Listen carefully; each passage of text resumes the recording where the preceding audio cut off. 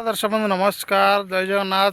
आशा करुच्ची समस्त भल थे, खुशी थे। दर्शक बंधु विशेष कथा दर्शक बंधु मत एत कल आसूची जे दर्शक बंधु मो शांति भी टी खाई पारुनी, बुझिले ना ना, शांति भी टी शुई पारुनी। रात 10टार भी लोक मैंने कल कर आपण मानक कही रखुच्छे, आपण मैंने रात 10टा पर केबे कल करेंगे कहीं मु गाड़ी देवी आपण मानक। आपण मैंने रात 10टार कहीं कल कर मनुष्य शोबनी, दिन सारा तो कल कर। दर्शक बंधु मोटी एत कम्प्लेन आसूची कि मो प्रेमिक गलानी 6 मास हो गलानी, मोटू दूरे गलानी। आ गुरुजी आपण मैंने आनी दिंतु। किए कह मो स्वामी अन्य स्त्री सहित चक्कर चलुची, आज की वर्ष है 6 मास है मो पाक आनी दिंतु। किए कह से झील सहित मोर रिलेसन कौ पिला कह से झील सहित रिलेसन था आज की 6 मास है 3 मास है कि वर्ष है मो सहित मो से दूरे देती कि टाणी आने। दर्शक बंधु सब भावुँ तंत्रटा गोटे साधारण कथा।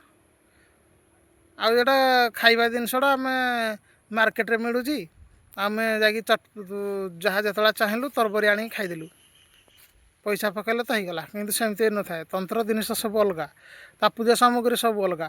ଆଜିକାଲି ସାଧାରଣ ମାଆଙ୍କୁ, ଦେବୀ ମାଆଙ୍କୁ ସାଧାରଣ ଘିଅ ଟିକେ ଦେଇପାରୁନାହାନ୍ତି ଲୋକମାନେ। ଖାଲି କହୁଛନ୍ତି ମୋ ପ୍ରେମିକ ପଳେଇଲା, ସେ କହୁଛି ମୋ ସ୍ତ୍ରୀ ପଳେଇଲା, ସେ କହୁଛି ମୋ ପ୍ରେମିକା ପଳେଇଲା, ଆପଣ ଆଣିଦିଅନ୍ତୁ। କ'ଣ ସେଇ ଜିନିଷଟା କ'ଣ ମୋ ହାତ ମୁଠାରେ ଅଛି କି? ମୁଁ ଯାଇକିରି ଆପଣଙ୍କ ପ୍ରେମିକାକୁ, ଆପଣଙ୍କ ସ୍ତ୍ରୀ କି, ଆପଣଙ୍କ ସ୍ୱାମୀ କି, ଆପଣଙ୍କର ଲଭରକୁ କ'ଣ ଧରିକି ପଳେଇ ଆସିବି କି? ସେଇଟା କ'ଣ ମୋ ହାତରେ ଅଛି କି? ଆପଣମାନେ ସମସ୍ତେ ଭୁଲ ଧାରଣାର ଅଛି। ଦେଖନ୍ତୁ, ତନ୍ତ୍ରବିଦ୍ୟା କେଉଁ ଖାଇବା ଜିନିଷ ନୁହଁ। ତନ୍ତ୍ରବିଦ୍ୟା ହେଉଛି ମନକୁ ସାଧିବାକୁ ପଡ଼ିଥାଏ, ଦେବୀକି ସାଧିବାକୁ ପଡ଼ିଥାଏ, 64 ଯୁଗିନୀକି ରଖିବାକୁ ପଡ଼ିଥାଏ ହାତରେ। ତାପରେ ସେଥିରେ ବହୁତ ଏମିତି ଦେବୀ ଦେବତା ଅଛନ୍ତି ଯେଉଁଟାକି ଖାଲି ରକ୍ତର ହୋଲି ଖେଳନ୍ତି। ଜାଣନ୍ତୁ, ତନ୍ତ୍ର ବିଦ୍ୟା ହେଉଛି ଦି ଧାର ତଲୁଆର, ମାନେ ଏପଟ ଟାଣିଲେ କାଟିବ, ମାରିଲେ ବି କାଟିବ, ବୁଝିଲେ ନା ନାହିଁ। ଦର୍ଶକ ବନ୍ଧୁ ଘିଅ ଟିକେ ବି ଦେଇପାରୁନାହାନ୍ତି। ସେ କହୁଛି ମୋ ପ୍ରେମିକାକୁ ଆଣିଦିଅ, ସେ କହୁଛି ମୋ ସ୍ତ୍ରୀକି ଆଣିଦିଅ। ଆଜିକା ଡେଟ୍ରେ, ଆଜିକାଲି ଯେଉଁ ଭଳିଆ ସାମାନ ରେଟ୍ ହେଲାନି, ମୁଣ୍ଡ ଖରାପ। ବୁଝନ୍ତୁ ଟିକେ, ସାମାନ କ'ଣ, ଆଜିର ଘିଅ ଦେବୀ କେଉଁଥିରେ ଶାନ୍ତି ହୁଅନ୍ତି? ଘିଅରେ। ଆହୁତିରେ ଦେବୀ ଦେବତା ଆହୁତିରେ ସନ୍ତୁଷ୍ଟ ହୁଅନ୍ତି। ଆଉ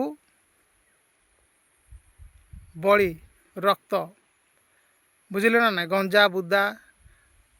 ଆଉ ପ୍ରାଚୀନ କାଳରେ ତ କେଉଁ ଜାଗାରେ ବି ସେଇ ଜିନିଷ ବି ଦେଉଥିଲେ, ଆପଣମାନେ ଜାଣିଥିବେ ସମସ୍ତେ, ଯେଉଁଟାକି ଭିଡ଼ିଓରେ କହିବାର ସମ୍ଭବ ନୁହଁ। ଦର୍ଶକ ବନ୍ଧୁ, ଗୋଟେ ଝିଅ ଧର ପଳେଇଛି, ତମଠୁ ସାଇଡ଼୍ ହେଇଯାଇଛି। ସେ ସାଇଡ଼୍ କାହିଁକି ହେଇଛି?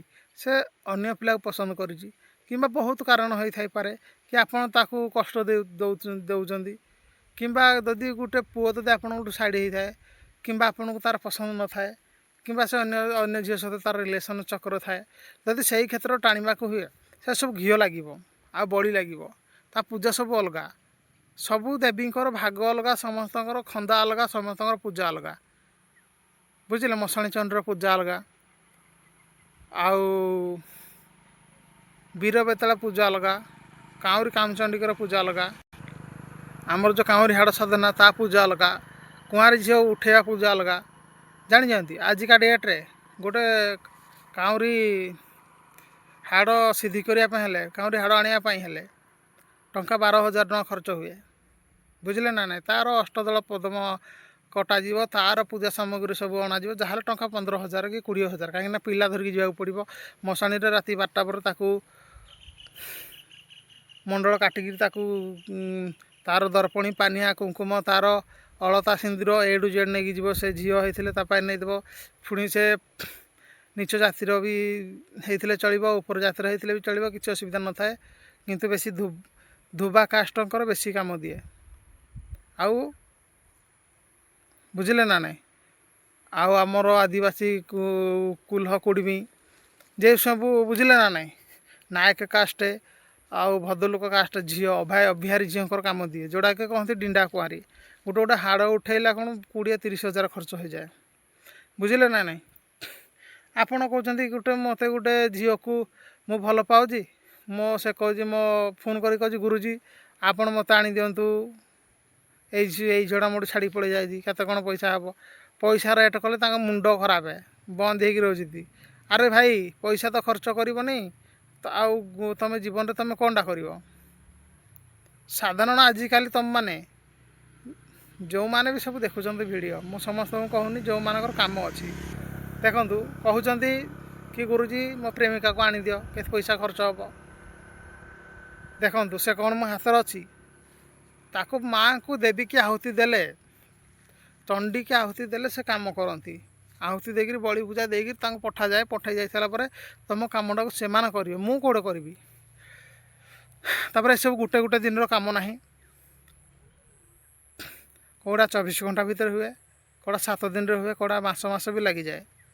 ବୁଝିଲେ ନା ନାହିଁ? ଆପଣ କହିବେ ଆଉ ଟଙ୍କା 500 କରିଦିଅନ୍ତୁ, ହେବନି, କିଛି ହେବନି। ଆଜିକାଲି ଦୁନିଆରେ ଟଙ୍କା 50,000ରୁ କମ୍ ହେଲେ ଗୋଟେ ଭଲ ପୂଜା ହେଉନି। ବୁଝିଲେ ନା ନାହିଁ? ଘିଅ ଆଜିକାଲି ରେଟ୍ ହେଲାଣି 2000। ଚିନ୍ତା କରନ୍ତୁ, ଆପଣ ଘିଅ ଟିକେ ଦେଇପାରିବେନି? ଫୋନ୍ କରୁଛନ୍ତି ମୋ ସ୍ୱାମୀ ପଳେଇଲା, ମୋ ସ୍ୱାମୀକି ଆଣିଦିଅ। ସେ କହୁଛି ମୋ ପ୍ରେମିକା ପଳେଇଲା, ମୋ ପ୍ରେମିକାକୁ ଆଣିଦିଅ। ସେ କହୁଛି ମୋ ପ୍ରେମିକ ପଳେଇଲା, ପ୍ରେମିକକୁ ଆଣିଦିଅ। ସେ କହୁଛି ଆଉ ମୋ ସ୍ୱାମୀ ଅନ୍ୟ ସ୍ତ୍ରୀ ସହିତ ଅଛି। ଇଏ କହୁଛି ମୋ ସ୍ତ୍ରୀ ଅନ୍ୟ ସ୍ୱାମୀ ସହିତ, ପିଲା ସହିତ ଅଛି।